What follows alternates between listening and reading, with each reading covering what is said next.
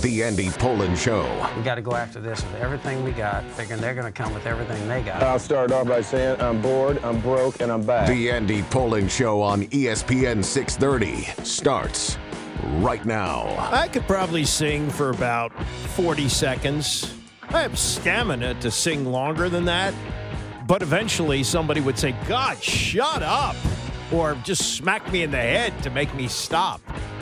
The guy in England sang Christmas songs continuously for 42 hours to set a new Guinness Book record.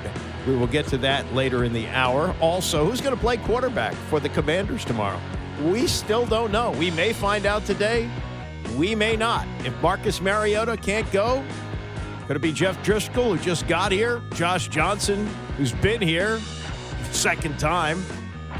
I don't know. It's a bizarre situation as we head into Christmas, but Merry Christmas to all, and happy holidays to everyone as we get set for Christmas Day football here in Washington. I don't think that's ever happened here. I believe that's not the case. I may be wrong about that. I know they played Christmas Eve a number of times. I can't remember when they played on Christmas. I do remember this. The first time they made the playoffs, like since World War II, which was the first year of George Allen, 1971, they played in San Francisco, and they played that game on the 26th, which was a Sunday. But on Saturday, the 25th, they played the first ever Christmas Day game, and it's a doozy. That was the double overtime game between the Dolphins and the Kansas City Chiefs. Dolphins went to the Super Bowl that year. Chiefs were defending champions, and Dolphins were clobbered by the Cowboys in the Super Bowl. But that was the game where Gary Yepremian kicked the game winner, and Jan Stenerud, who was the first pure kicker to get into the Hall of Fame, missed either 2 or 3 field goals in that game. I remember Ed Podolak had a tremendous game. But that was a big deal. Oh, my God, the NFL's playing on Christmas, and now they go out of their way to schedule on Christmas, as they did last year on a Wednesday. And this year, Thursday, well, Thursday has now taken over the NFL calendar anyway. They play every Thursday, so why not schedule 3 games, which is what they're going to do tomorrow, and the Commanders and the Cowboys will be the first game. The Pro Bowl announcements came yesterday, and some years there's a lot of grumbling, like, oh, God, how could this guy get screwed for the Commanders or Redskins or Washington football team, whatever they were. In this case, it's Tress way. And I don't think there's anybody that would say, yeah, you could really make a case for. No, there's really nobody else on this team. Now, there are a couple of what they call alternates. I mean, the alternates is really silly now because they don't play the game. You don't really need alternates because if somebody opts out because of injury or just doesn't want to play, there's really no need to have extra players. But it's an honorarium. So Jalen Lane makes it as a punt returner. He's on injured reserve anyway, so if there was a game, he wasn't going to play. And then Nick Bellore, who's a special teams ace, he's also out with a concussion right now. We don't know whether he's going to be able to play tomorrow, but he had 9 tackles as a specialist and was great on punt coverage and so forth. So he's an alternate. But Tress Way, for the 3rd time in his career, is a Pro Bowler. My 2 gunners and Percy Butler and T.O., those guys are just freaking. I tell them after games, after big plays, I walk up and I just kind of like grab them by their shoulder pads. I'm like, dude, you are a cheat code. Like, you guys are the best. Just keep flying. I appreciate it. So take them. Well, I'm going to take everybody out for a dinner and I'll celebrate and things like that. But it is it's just cool. Just a special feeling. Definitely different than, how the whole team was rolling last year, but very, very thankful. Yeah, last year he didn't make the Pro Bowl, but the right players did. Jaden Daniels, Terry McLaurin, they both made it. Weren't going to make it this year with all the injuries. So that's your one representative, and it's no surprise that the teams that place the most players on the Pro Bowl either are in the playoffs or in contention. Ravens barely in contention, but they put 6 on the Pro Bowl roster, as did the 49ers, the Broncos, and the Seahawks. They tied. And then the Eagles, the Chargers, the Cowboys, and the Lions each had 5. Cowboys are out of the playoffs, but the other teams are still alive, though Detroit barely alive. And if Green Bay beats Baltimore on Saturday night, Green Bay is in, Detroit is out, and Baltimore would be out, regardless of what happens between the Steelers and the Browns on Sunday. As for who is going to be the quarterback tomorrow, If Marcus Mariota is healthy, he plays, but he hasn't practiced. He took stitches in his hand and hurt his quad, which I think is a bigger deal. His hand was still swollen the other day. I would imagine by tomorrow they could probably get the swelling down, I don't even know if he could grip a football, but if he can, he would play. The problem would be the quad, and he's a guy who relies a lot on running. So I don't think this is something they necessarily want to risk. And so I would think that if there's any real question about that, it's going to be one of two quarterbacks. Question is, which of the two? And the choices are not great. You got Josh Johnson, who has had exactly 9 starts since coming into the league 17 years ago. And basically has managed to go from team to team to team without playing. People like to sign him. They just don't like to play him. But he's here. You saw what he did in mop-up in the game against Philadelphia. Not too good. Threw a pick.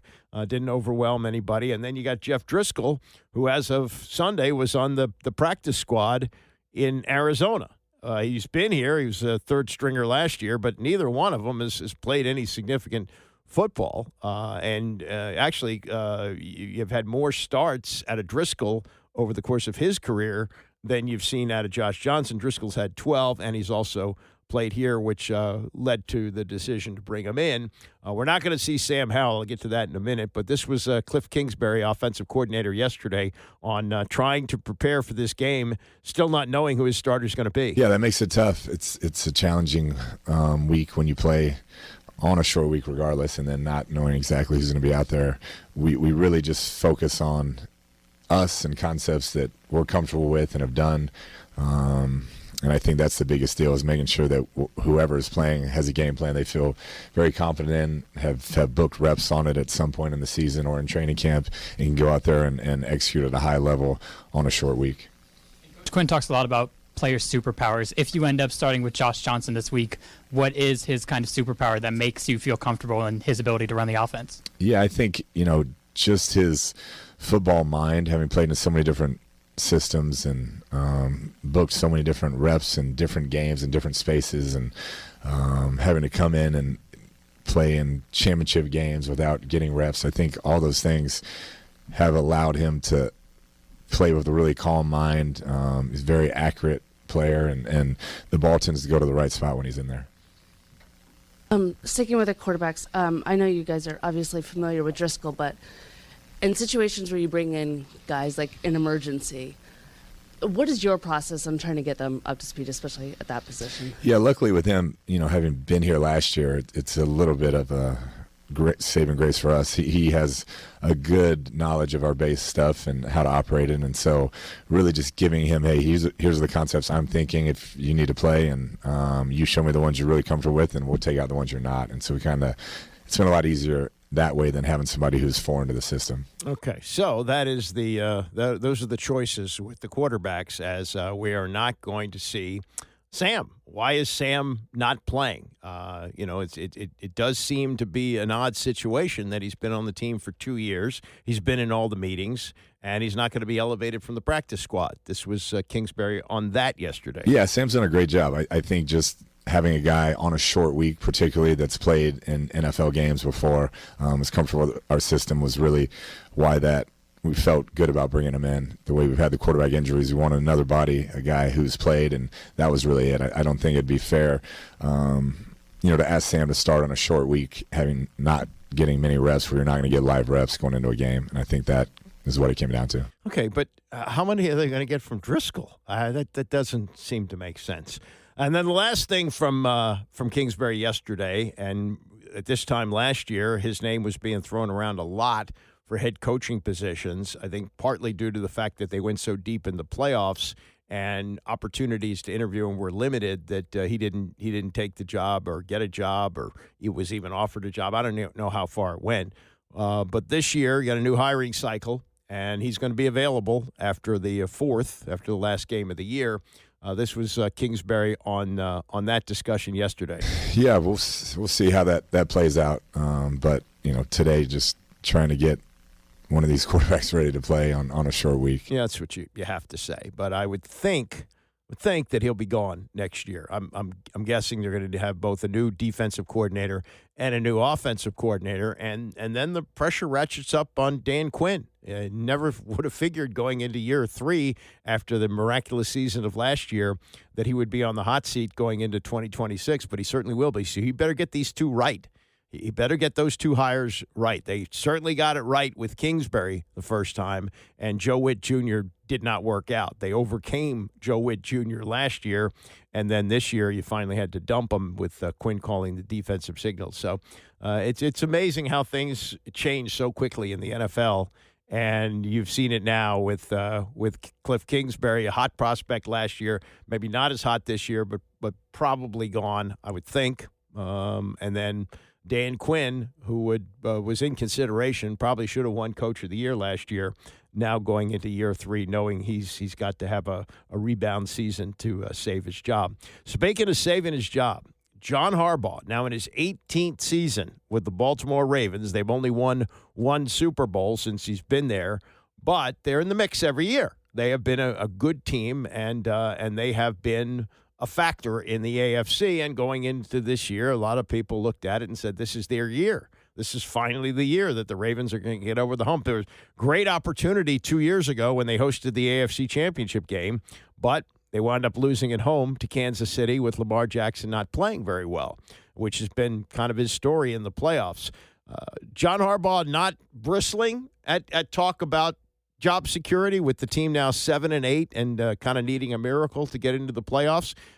He understands this, and this was what he said about it on Monday. One thing I always have believed is that, first of all, coaching at any level is a day-to-day job, and your job is to do the best job you can today, and to do everything you can to help your players and your coaches, if you're a head coach, be the best they can be every single day. And it's never been about keeping a job. And there's no such thing as like your job or my job. We have responsibilities. We're given opportunities to steward those responsibilities, and you're given a job to do that until you're not, and then you try to do the best. I try to do the job, not try to keep the job, because there's no such thing as having a job. It's just doing a job.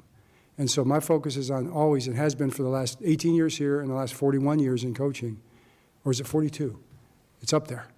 It's been to try to do the best job I can today and fight as hard as I can so the guys can have the best chance to be successful today. And anything after today, I'm not thinking about because, it's not given for us to think about. We don't have control over that except for the job we do today.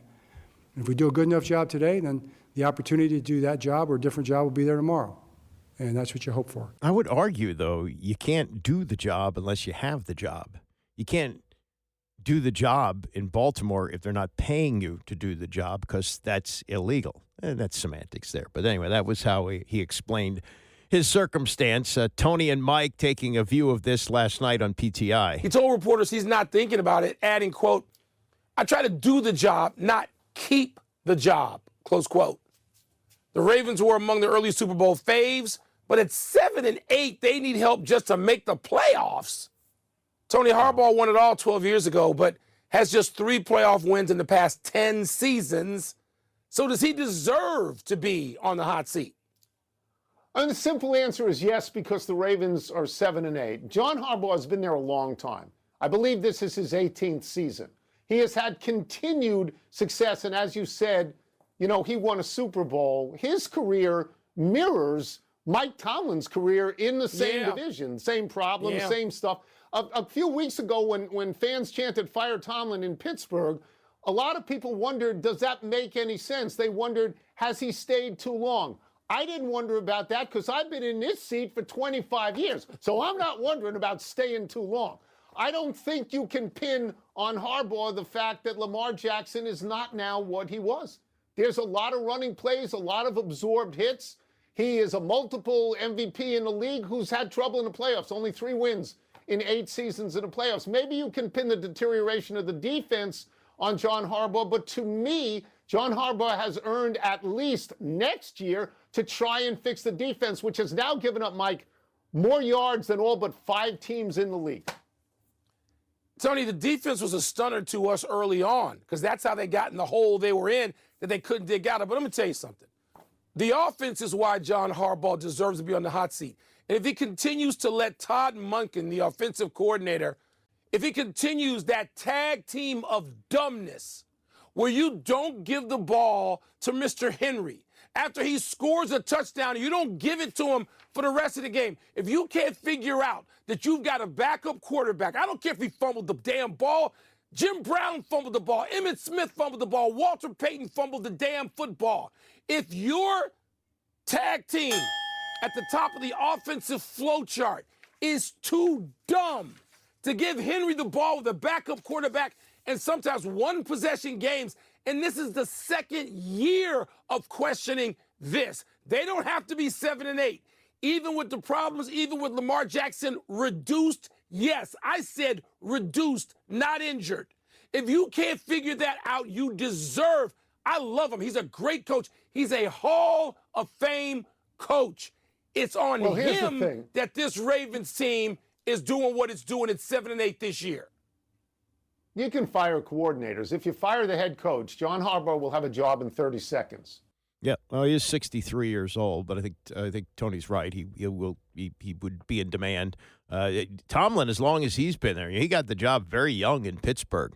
He's in his 50s, like mid-50s, so he would really be in demand. I think Harbaugh at 63, somebody would take another shot with him. He's a very good defensive coach, but sometimes it's time for a change, and the two situations with Tomlin and Harbaugh have been likened to Andy Reid. Andy Reid had success in Philadelphia, multiple NFC championship games, and they didn't get it done in the Super Bowl. The one Super Bowl they went to, they lost. And finally, it was time for Andy Reid to leave Philadelphia, where he winds up in Kansas City, and they were smart enough to take a quarterback named Patrick Mahomes, and the rest is history. Could that happen with Harbaugh? Yeah, it could. Could it happen with Tomlin? Yeah, it could. So those are things that be on the watch in the offseason. And if either or both leave, then you talk about Cliff Kingsbury. Possibly could Cliff Kingsbury possibly go up the road to try and rescue Lamar Jackson? Might be. That might be part of the picture there, that he is that offensive guy. But what they said about in Arizona, what they said about Kingsbury is he was very comfortable with the X's and O's. The rest of the job, he really wasn't. I mean, you hear his news conferences every week. They go 5-7 minutes. He's not really those other things, and there's so many other things involved with being the head coach. That's not really his thing. He might be one of those guys who's just really, much better as a coordinator than he is as a head coach. All right, coming up, I watched the Netflix documentary on John Elway, appropriately titled Elway. I will give you my review of that and some of the highlights about what he said about it on the Rich Eisen Show. It's the Andy Pollin Show, ESPN 630. The Andy Pollin Show on ESPN 630, the sports capital. Maybe one day my grandchildren will ask me, Grandy? Yeah, that's what they call me. They call me Grandy. Grandy, how did you do sports radio during the pandemic when there was no sports going on? And I will tell them that there was a series that was run on ESPN called The Last Dance about Michael Jordan. And I guess I'll have to tell them to Google Michael Jordan because the last time he played was over 20 years ago. So, that's going to be a long time ago. But anyway, that created, I think, a new genre of documentary. We watched it. I think, really because there was really nothing else to watch. Maybe Tiger King, but there really wasn't much available then, and certainly no sports. And the Last Dance was really something that we could talk about, the things that Michael Jordan said or Phil Jackson, and, debate whether or not the team should have been broken up and all the other little behind-the-scenes things. But the one thing about that documentary is it was produced by Michael Jordan, and it was very favorable towards Michael Jordan. Not all documentaries are supposed to be that, but that seems to have created this thing in sports where these athletes get kind of deified, and there's really not much negative that goes on in these documentaries other than the struggle that they went through to get to where they got to. And that's really what the John Elway documentary is on Netflix. He's in it. I don't know if he produced it, but if he did, I'm not surprised.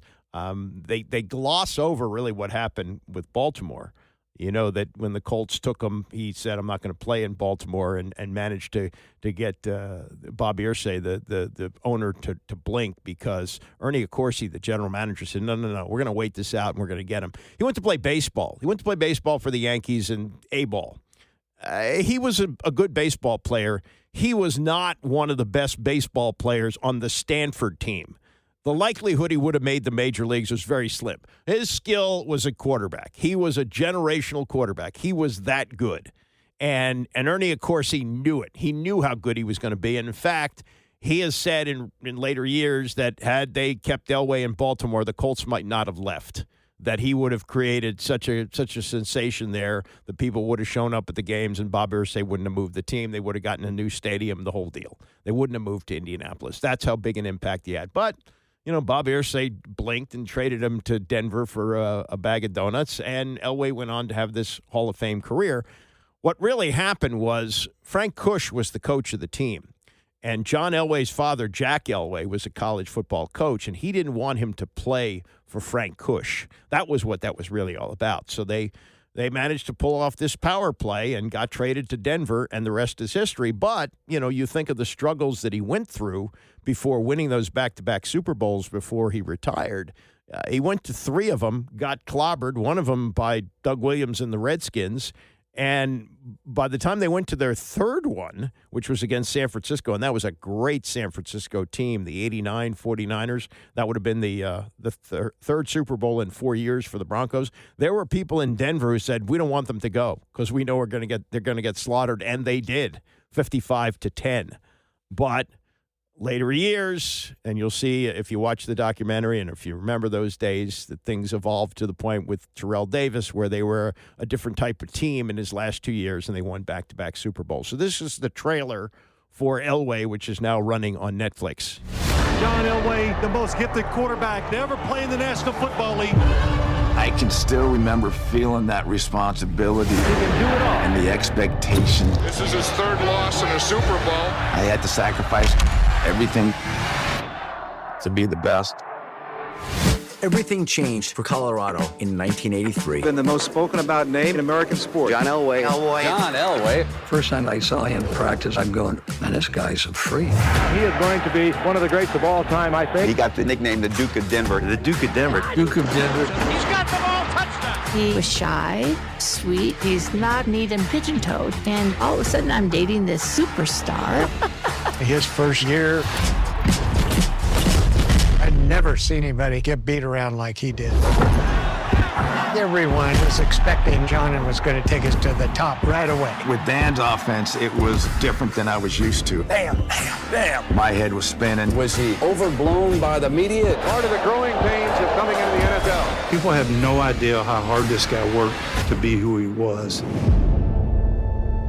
For me, looking over the last 50 years, my whole life, winning was the most important thing. I think that was at the sacrifice to my family. Depending on whether he won or lost, there was definitely a mood shift. I used to be pretty intimidated with him. This comes with the territory. My parents' marriage was crumbling. You really start to pick up on the gravity of the situation. We got death threats. All the focus and the media and everything was on John.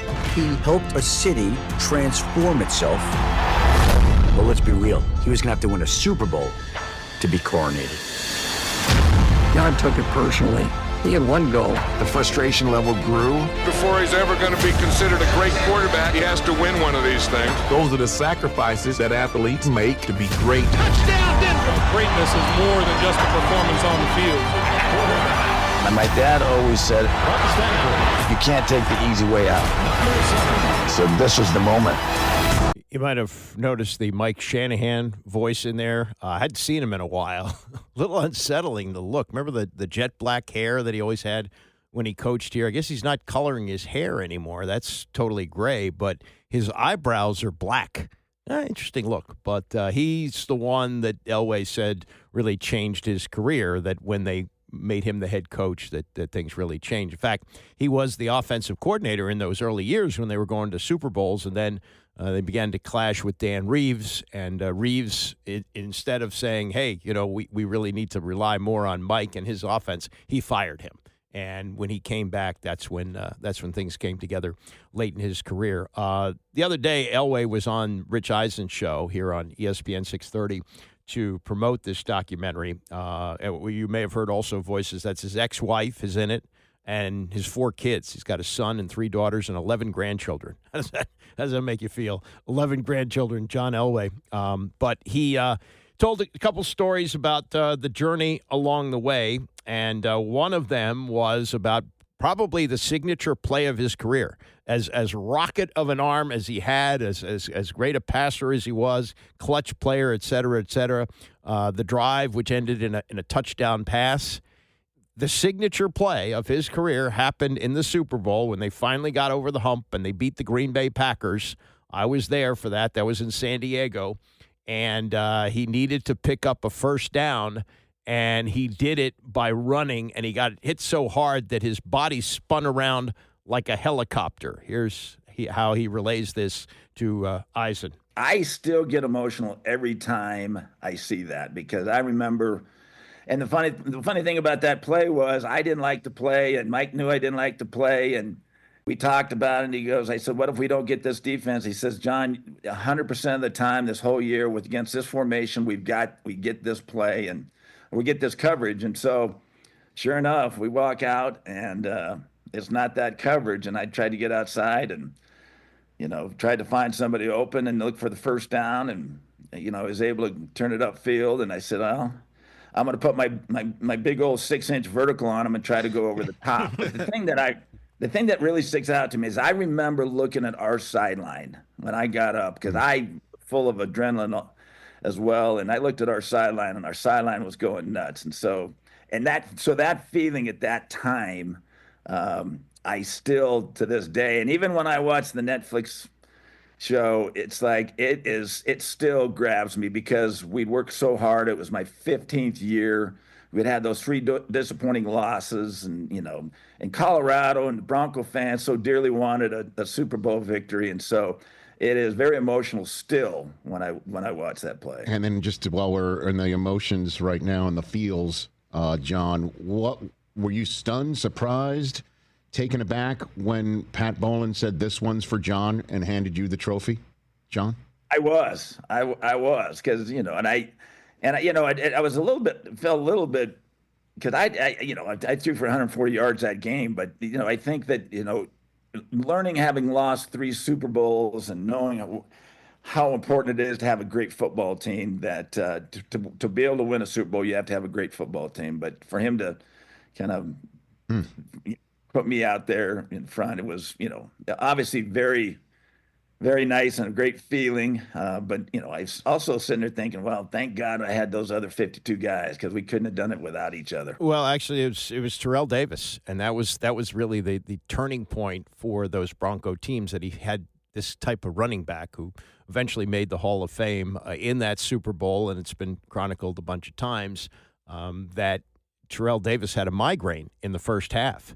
And you get the audio on the sidelines, because NFL Films had him mic'd up, of Mike Shanahan saying to Terrell, says, don't worry if you can't see. That's how bad the migraine was. He couldn't see. Don't worry if you can't see. We're not going to give you the ball, but we have to do a ball fake or they won't believe that we're going to run. And so they put him out there. He couldn't see, and they did a ball fake, and either a touchdown or completed pass off of that. And his eyesight cleared up at halftime. They have this long halftime in the Super Bowls, and he was the MVP. I mean, it's pretty amazing that with all of Elway's history and with that helicopter run play, that he wasn't the MVP, but they gave it to Terrell Davis, who almost didn't get there. And this is also part of the conversation with Rich Eisen the other day as to how close they came to losing Terrell Davis when he was a rookie. We were in preseason, and we're over in Japan. We were playing preseason game over in Japan, and Terrell was saying, you know what, he was like the 7th one on the depth chart and wasn't getting a lot of reps. And so he was like, man, I'm done with this. He went downstairs, tried to check out, because he was going to go home to say he didn't want to play football. Mm-hmm. And thank God they couldn't understand him in Japan. They couldn't understand what he wanted, so he had to go back up to his room, The next day he plays in the game in the special teams. That's right. Played a little bit running back, but in the special teams he ran down, made a big hit, and then guys started getting hurt. Terrell moved up the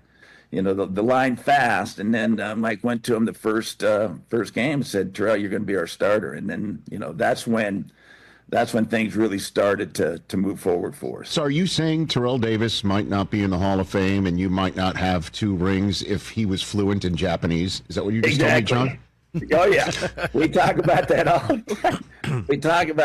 the time. It's like, thank God they could not understand you, and you hung in there and came back and played the game the next night. So, but yeah, that's a story that's one of those forks in the road. Yep. That we got lucky on the fork in the road, and positive circumstances helped us out quite a bit there. Yeah. It could be embellished, because if you really wanted to leave at a big hotel in Japan where you got a football team staying, they could have found an interpreter. So there's probably something, as you say, lost in translation there. But, let's just say that Terrell Davis had been part of a military family that had once been based in Japan, probably would have known enough to communicate that. And, there have been stories, too, of players leaving and being talked back. It might have been he might have disappeared for this exhibition game, but by the time they got back to Denver, somebody might have convinced him to stay. I mean, there's stories like of Sam Huff, Hall of Fame linebacker with the Giants and later the Redskins. When he was a rookie with the New York Giants, he became disenchanted. He was a West Virginia kid who'd grown up in a coal shack. His father was a coal miner, and he was disenchanted, and he and a teammate started to go to the train station to leave, and it was Vince Lombardi who chased after him and said, "Come on back," and they did, and the rest is history. One more from Elway talking to Rich Eisen, and this is about the second part of his football journey.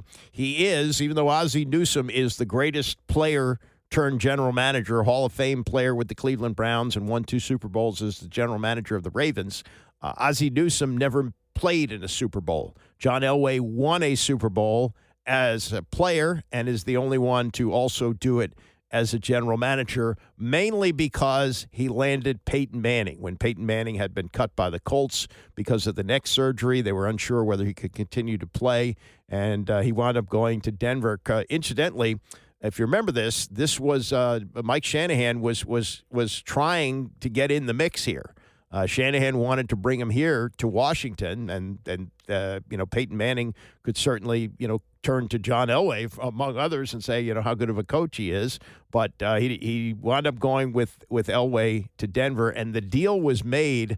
The conversation to come to Denver, it was made at Mike Shanahan's house. Yeah, Shanahan was already here as the coach of the Redskins, but his big mansion in I think it's called Cherry Hills in Denver, that was where Peyton Manning stayed. You can't just check into a hotel when you're a free agent. The media goes crazy. So that's how they kept it on the down low. And he stayed at Shanahan's house, where Elway visited and tried to talk him into it. And then he tells the story of finally being able to land him. There was 4 other teams involved, and I just wanted to show him what Denver was all about, what the Broncos were all about, show him the organization. And I think that, John Fox was our head coach, who was, a very, great guy, great coach, and won a lot of football games with Mike McCoy being the offensive coordinator. So I think it was to show him what we're all about, because we knew, it wasn't going to be a hard sell for us. It was going to lay out what we had, what we could provide for him, allow him to come in here and really be involved in what he had done in the previous 14 years or 13 years in the league,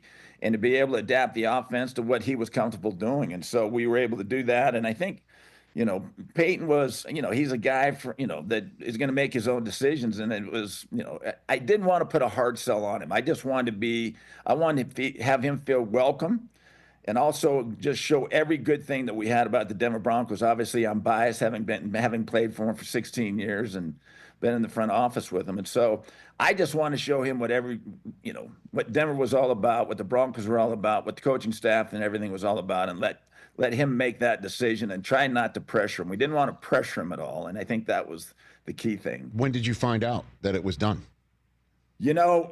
He actually called me. I got a call from him, and I was sitting at my desk, and he says, well, I'm making some phone calls, letting everybody know what I'm going to do. And I was wondering if I was the first call, the second call, or the third call.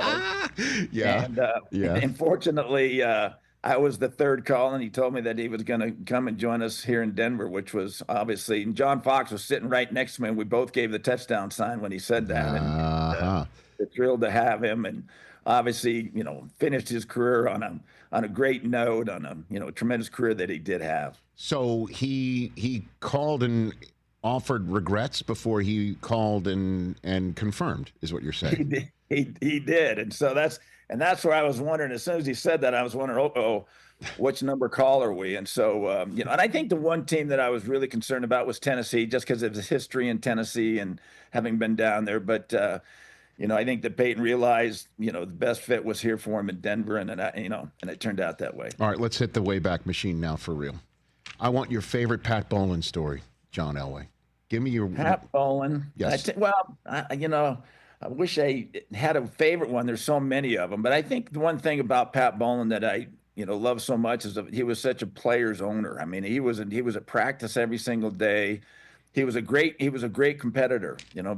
Competing in the Ironman, and he'd work out at 3:00 every afternoon on the button, and never missed a day.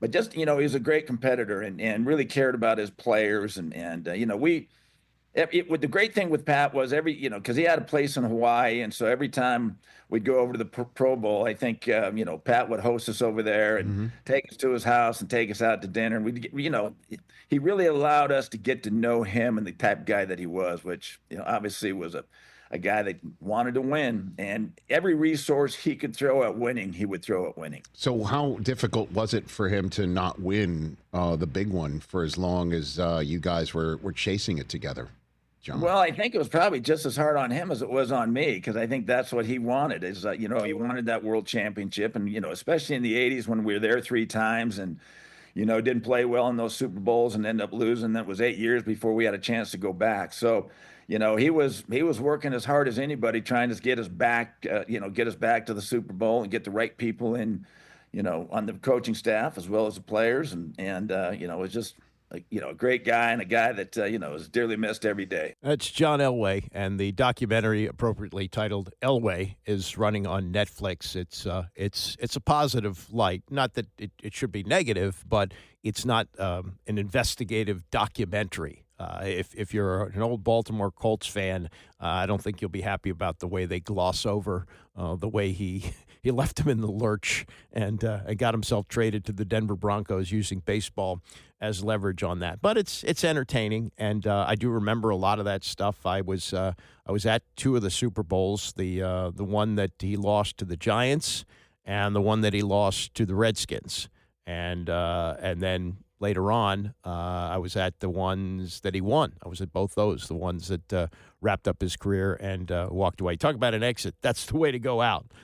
That puts an exclamation on it. And his last significant play as a player was scoring a touchdown in the Super Bowls on a run, which is crazy because the signature play, as I say, is the helicopter run against the Green Bay Packers, which didn't ice the game, but certainly played a big role in them knocking off the Packers. I think they were 9-point underdogs in that game. A little follow-up on this mess that's going on at the University of Michigan. They still have not named a coach, with Sharon Moore getting fired on December 10th for having an inappropriate relationship with a staffer.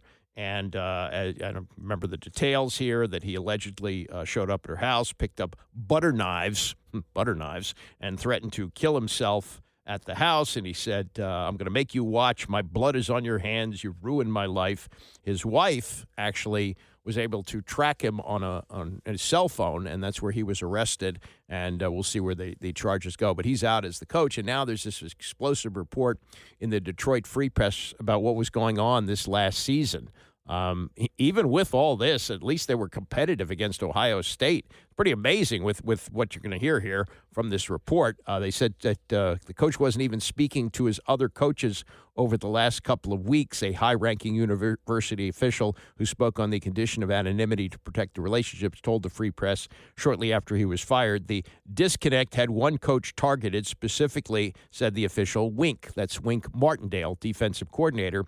The seed was seemingly planted when Moore overheard coaches discussing a potential recruit and quickly called a meeting. According to a person with knowledge of the meeting, Moore began screaming at staffers that everybody needed to be on the same page, and he didn't want people talking behind his back about recruits. Martindale said, "Look, we're trying to help you get the right recruits," and Moore responded, "You don't know what the bleep you're doing." Martindale, then 61, retorted, "Yeah, I'm just the old guy." And then Moore said, "Well, you don't know how hard it is to be the head football coach and the pressure," he allegedly said through tears as he slammed down his papers and withdrew to his office. So he was having a meltdown during the season. This is like, his life was like Henry Hill in Goodfellas the last season or so at Michigan, as he knew the walls were closing in. Because when this came out, what happened, a lot of people who are very close to college football said, "Oh, yeah, well, we heard the rumors. We're not surprised like this." And I go, whoa, really? A couple of days after the season ends, you find out this happened? Really? Yeah. So it's a big, long story in the Detroit Free Press. I think it's reprinted in USA Today and probably worth reading. All right. Coming up, we will get to more on the Commanders and who's going to start at quarterback and the whole Draymond Green mess. Is it coming to an end with the Golden State Warriors? It's the Andy Pollin Show, ESPN 630. For about 15 years, I did sports talk with Steve Zabin, and early on, he trotted out this idea of a 4-point shot in the NBA and was pretty much laughed out of the studio by Chris Nockey, the longtime analyst for Maryland basketball on the radio, a former player at AU, former coach there.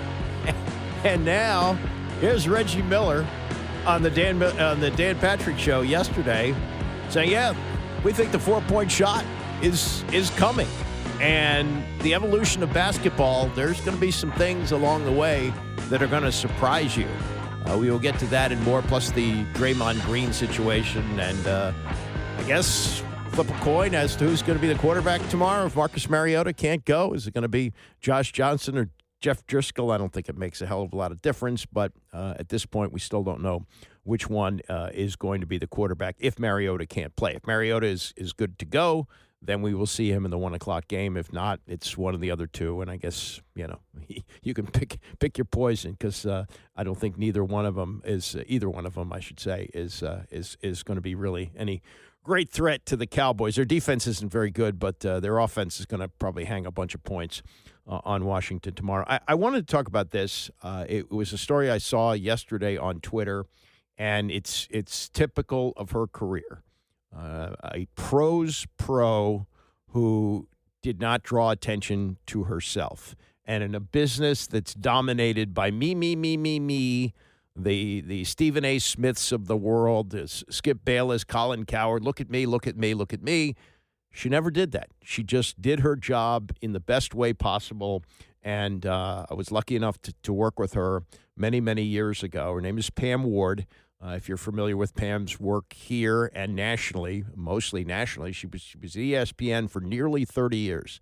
And she was not on social media. And in just one of these PR releases that they put out on Twitter, they congratulated her on her great run at ESPN and wished her the best of luck, as do I. And when I came back here in 1992, I'd been at WFAN to help start the first sports station here. I was given the title of sports director, and it's really interesting about what's happened to the update business. WFAN, which started in 1987 with the idea that they were going to give listeners what either they had to pay for on a call to sports phone, which was 50 cents a call, or get only twice an hour on the news stations, and that was the sports updates and the scores. There's no internet. You couldn't look up the scores on your phone. I know that's a hard concept to get your head around, but in 1987, that was the technology. So I was one of the update people who come on every 15 minutes. That was their plan. Eventually went to 20, and then every half hour, and now they're gone completely. Friends of mine like Rich Ackerman lost their job in this. And that's kind of the way the business is all going because the immediacy of getting scores and information on your phone. But Pam had been hired already. I was to hire the other update people, and Pam had already been hired by the guy who hired me, Scott Meyer, and she was working in Cleveland. And I thought, well, he's telling me who to hire. Well, he handed me a tape, and I couldn't believe how good she was. I mean, she sounded, her voice like Mary Carrillo, if you've seen both their work. And also, this was a report that she was doing from a Cleveland Browns game. Now, that's how long ago this was. She was working in Cleveland as a reporter. And this was the original Browns. This is the Browns before they moved to Baltimore. That's how long ago it was. And usually in those situations, it's an inexperienced person talking to experienced hosts. She sounded like she was in complete control with what sounded like a couple of amateur hosts. So I was very excited to work with her, and she was great. She was great at what she did. She was a trailblazer in a male-dominated business. Very few women were working in sports at that time, and very few women could because at that time there weren't that many women who were as knowledgeable and even more so when it came to certain sports than Pam Ward. She knew sports, and she was a champion of women's sports at a time when she got ridiculed. Didn't bother her. She plowed ahead. She moved on to the next phase of her career after a few years at WTEM, and then went to work at TV in Baltimore for a couple of years before ESPN News launched. ESPN News came along about the same time as Stuart Scott and Rich Eisen went to ESPN, but this was a 24-hour-a-day news network. Mike Greenberg got his start there, and it was to develop talent but also provide the same kind of thing, 24-hour cycle of news. So whatever was on ESPN, you knew you could go to ESPN News and get that. Well, the internet began to change all that a few years later, but that's how she got her start. And from there, every opportunity that came her way, she shined. She didn't just do women's sports either. She was an actual trailblazer in college football. 11 years from 2001 to 2011, she did a college football game every Saturday. And she was terrific at it. She eventually moved on to doing more women's basketball, college and pros, WNBA.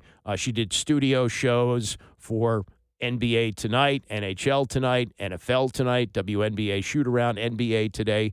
She did everything. And she was great at everything she did. And typical of Pam, didn't call attention to herself, was not on social media.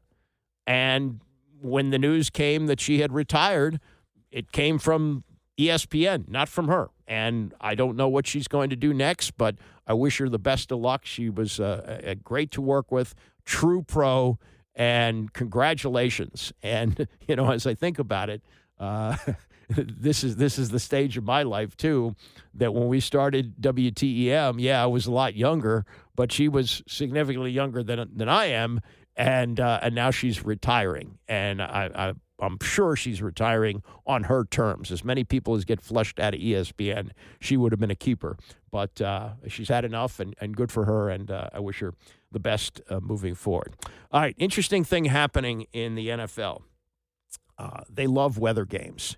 It's no accident that Green Bay is playing a standalone Saturday night game against the Baltimore Ravens, who were expected to be in the mix for the Super Bowl this year. Both teams were, and it's being played in Green Bay at night on Peacock. They would love to have snow in Green Bay for this game so people would go, oh, look at that, snow. That's a big thing. However, as you hear about more and more stadiums being built, including the one here, and they've just announced plans for a new Chiefs stadium, they're going to have domes over. And for the cost of these stadiums, which are now about $4 billion, you have to do that because you have to have other events there to supplement whatever income you get from ticket sales for just 10 football games. You can't just build one of these monstrosities and just use it for football games. So they have to have it domed. But the NFL loves weather. Weather is great for television ratings. So I'm positive they won't ever put a dome over Lambeau Field. Chicago, they're talking about moving to Indiana. That's got to be a dome stadium. You got to pay for it. So eventually, we're going to have indoor football. There seems to be no way around this at this point. We got it in Dallas. We got it. We don't have it in Philadelphia. Okay, there'll be a few places, but eventually they may get a dome stadium too. The money is just too great. And Jason Garrett was on the other day with Dan Patrick. Jason Garrett, of course, 10 years with the Cowboys, played with the Cowboys now on NBC. And Dan asked him about coaching in weather and how he views it. When I was coaching in Dallas for all those years, AT&T Stadium is a pretty good place to play. I think the biggest thing, I love what Matthew Stafford said the other day after the game.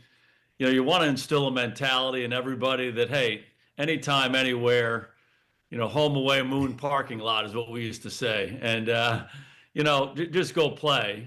Certainly there's an advantage to playing at home in your place in the friendly confines, though. Yeah, I know we get caught up in the old school, the elements and the cold, and you could see the breath, and there's snow and rain. And it feels like the NFL is trying to move away from that to make it, and it almost feels like every game might look the same, the aesthetics of it, because controlled environment.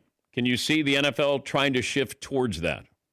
Maybe a little bit, but I know just being in TV the last few years, people love the images of these snow games, though, don't they? When the snow's coming down and they're doing snow angels, and they do those slow-mos coming in and out of commercials, and you see the snowflakes. I mean, it's pretty magical, and I certainly hope we don't lose that. I think so much of this stuff is about suites and money and Super Bowls and all of that. So I think that's why that's driving these decisions on the league level, on the team level, and, even probably in the city level. You think about Chicago, it makes me sick to think that Chicago is not going to be playing at Soldier Field outside at some point. That's just a magical place. But, these decisions are certainly going in that direction. There's no doubt about it. Okay, but you have to, if you're Buffalo and you're Sean McDermott, like you're getting guys, they have to embrace what Buffalo is all about. Chicago, you've had to embrace that. Certain stadiums, certain environments where you're bringing in guys, but not everybody is growing up in a cold weather climate and they're going to Buffalo. You got guys who could have been in Florida or California or Texas. So how difficult is it as a coach that you have to get your players to adapt to this environment? I think it's a real thing, and you said it. I mean, those states you're talking about, there's a lot of amazing football being played, in the South. And guys who grow up in the South and play in Texas and Florida, and then they go to school in the South. I mean, these are new experiences for them. We've had receivers through the years that just look in their eye leading up to the game. It's like, oh God, this is going to be a disaster. So again, you're trying to train them. You certainly want guys who are mentally tough that can play anywhere, but it can certainly be an advantage to you, embracing the cold. Or if you're one of those teams, if you can get your team to think that way, it can certainly help you. Worst environment conditions that you coached or played in? We played, I think it was a Sunday night game or a Monday night game in Chicago when I was in Dallas. And I just can't tell you how cold it was. I mean, it was ridiculous. And again, you're trying to instill in everybody, hey, we can go play anywhere. But I saw the looks on our guys' faces early on. I'm like, this better go well early, because, it just was so damn cold. You couldn't move. Nobody wants to tackle. It was freezing. I don't know what the number was, but it was pretty damn cold. And then you got Matt LaFleur, the Green Bay head coach. Does he not wear a hat because he wants to make sure you notice his hair, or is he trying to be a tough guy? Yeah, well, it's the same thing with the guys with sleeves. I mean, hey, we're not wearing sleeves. I'm like, all right, that's fine. It's good. I can see your arms. You're kind of trying to make a statement here, but the goal is to play well for 3 hours. So you better get the right gear on. I used to tell our coaches, don't be the guy who looks like the Michelin Man. I said, no one layers up more than I do. I got more stuff on, but the outer shell is going to make me look like, okay, this is kind of a normal day. There's nothing worse for a player than to see a coach who's he can't even move because he's got the big jackets on and his face is red. I mean, that's instilling something in your players. So the look for the coach definitely matters. Well, there's no greater example of that than the late Bud Grant, who coached the Minnesota Vikings to 4 Super Bowls. They didn't win. Excuse me, but he remember at Old Metropolitan Stadium before they moved into the Metrodome, he would show up on the sidelines in a sweatshirt, and they were always playing in January. They get into those 4 Super Bowls. They were usually hosting the NFC Championship game, and you get the Rams coming in there from sunny California, and Bud Grant banned heaters on the sideline. Didn't want that to get in their heads mentally that they're cold, and he at most would wear a sweatshirt. He didn't wear like a warm hat. He wore a baseball hat. And when he was honored late in life at the when they were still playing outdoors before they moved into this, I think it was a couple of years that they spent at the stadium where the University of Minnesota plays, and he came out in a golf shirt. That was part of the mindset that went along with it. But I heard this from Mark May, and I think it's an interesting angle on this. That you always say, oh, boy, Miami's going to Green Bay. They're not going to be able to handle this cold. They're not used to it. And this is what Mark said to me. He played, of course, here with the Redskins, was a part of 2 Super Bowl championship teams, and finished up his career in San Diego and Arizona, 2 warm weather places, and before they built that dome in Arizona. So he's playing outdoors in heat, especially those last couple of years in Arizona. And here's what he said. He said, we liked it when we went to play in a cold weather site because we were in really good shape from working out in the heat. Those teams, the cold weather teams, they weren't working out outside. They worked in a bubble. Denver Broncos have a bubble. The Green Bay Packers, they're not getting ready for the game when it's 3 below. They're getting ready to play the game and working through their plays, but they're not conditioning themselves to the cold. Doesn't work that way. And he said, we actually thought we had an advantage as a warm weather team, Arizona or San Diego, going to a cold weather site. Now, the teams he played on in Arizona weren't very good. And I don't think San Diego had a contending team. He went with Bobby Beathard. And he went for money. You know, I got to know Mark a little bit. He liked money. And so that was all a part of it. But that's one other angle on it. You always say to yourself, oh, man, they're not used to it. They're not used to it. But then again, you know, sometimes it's another way to look at it that a guy who actually played will tell you, no, actually, a warm weather team might actually be in better shape going to a cold weather site. Follow up on this DK Metcalf thing. Not surprised the NFL did this. They upheld the 2-game suspension, so he's not going to play in the last 2 weeks of the season, Cleveland and Baltimore. May not even need to play because if Baltimore loses on Saturday night to Green Bay, then the Steelers clinch the division. But if Baltimore wins, they would clinch on Sunday by beating Cleveland. Otherwise, it comes down to, I guess, a winner-take-all game, which would be against Baltimore in Week 18. But by being suspended for the last 2 games of the season, DK Metcalf not only loses over $500,000 in salary this year, it also voids $45 million in future guaranteed money. Now, that's up to the team. They could say, well, extenuating circumstances, we're going to still guarantee the money. But they're also off the hook for this for a guy who's been good but not great and also clearly has an anger problem here. The fan who got involved in this altercation with him, and there's video of DK Metcalf kind of taking a swipe at him. His name is Ryan Kennedy. He's not going to face any disciplinary action. DK Metcalf said he used a racial slur. Kennedy has denied that. I don't know how much the NFL has investigated that. But Mike Tomlin, the coach, said yesterday he did explain to me why he did what he did, and I certainly don't condone the behavior, but I support DK, and I really don't have a lot to add other than what I just told you. You've seen the video. The fan's wearing a blue wig. He's hanging over the front railing, and you just can't do that as a player. And it's, ironic that it's in Detroit, the Malice in the Palace 21 years ago. You just can't do it. Now, there's a statement that's been released by a Michigan law firm, and they support the Detroit fan, that saying he did not use a racial slur, misogynistic, or hate-based language during the incident. Could be a lawsuit coming on that, too. So Tomlin says he's tried to prepare his players for dealing with the fans using volatile rhetoric. Yeah, just stay on the sideline. And that was a very, very expensive encounter for DK Metcalf, whether the guaranteed money remains in place or not. $500,000, was that really worth it? Don't think so. Don't think so. Finally, I'm Jewish. I eat Chinese food, not on Christmas Day, Christmas Eve. I want to avoid the rush. Chinese restaurants are mobbed tomorrow. And if you have not seen this sign that famously appeared on a Chinese restaurant some years ago, I will read it to you. The Chinese Restaurant Association of the United States would like to extend our thanks to the Jewish people. We do not completely understand your dietary customs, but we are proud and grateful that your God insists that you eat our food on Christmas. And I would say amen to that. So tonight, as has been the custom in my family for some years, I will be dining on Chinese food, not with my children and grandchildren. My son is in Seattle, and my daughter has gone with her family to visit the in-laws in Florida. But my wife and I will be taking part in a custom that has gone on in our Poland family for years, eating Chinese food. And what's the best thing about Chinese food?